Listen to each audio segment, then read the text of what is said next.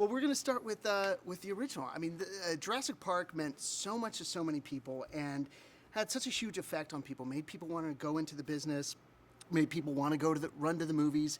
And this film seems to capture so much of the spirit of that original, and that seemed to be the plan from the beginning. Yeah. What elements are in this movie that you feel sort of recapture that feeling of Oh, Jurassic Park? you know, there. This movie does, I think, a good job at something that's very difficult. There's a real balancing act with this movie because you want to honor the first Jurassic Park and you want to honor the franchise, but you also want to create a movie that would stand alone and isn't just a retelling of the first movie. You know, if you want to just watch the first movie, it's a perfect movie and it holds up and you can go rent it and watch it anytime you want. So the challenge was, how do we tell another chapter of this that feels fresh, that feels new, that introduces new ideas, new themes to an audience, but also one that will honor the franchise and you know, pay homage to it, but without lampooning it. It's a very fine and delicate balance, and I think we did a good job of it. I think the things that resonate still from similar to the original movie are the theme that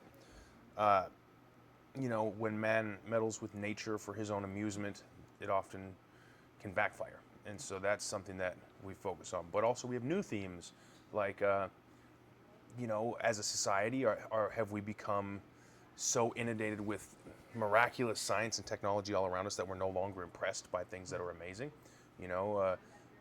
How has our relationship with science changed over the past 20 years? And since Jurassic Park came, not only the original movie, but the park itself and the idea of bringing dinosaurs back from the dead, since that happened, have our children become disenfranchised with the dinosaur? Is it still captivating and astounding, or do we need to build something that's bigger, stronger, faster, with bigger teeth to, lure them in? I think it asks a lot of questions. And you mentioned that now the park is open, which was one of the original thoughts that Steven Spielberg had. And Yeah. park runs, the movie That was runs my with idea. it. That wasn't even Steven Spielberg's idea. That was my idea.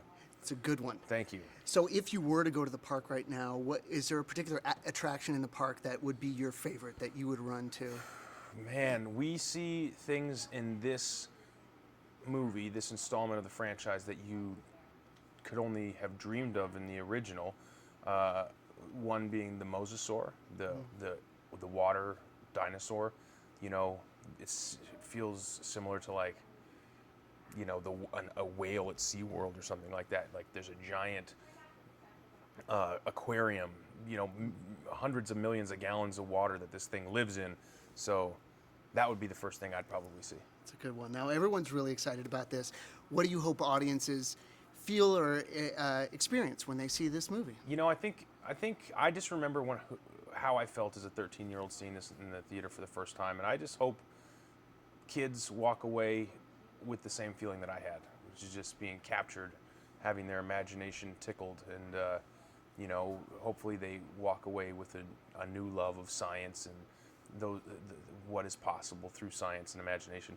And I hope, because I remember what it felt like as a kid, but now that I'm a parent, I can imagine what it would be like to give that gift to my kids, to bring them to the theater, to have that moment, that memory, sitting in the theater, the weekend we saw Jurassic World. I think a lot of people are going to walk away with that this weekend, and that's pretty cool.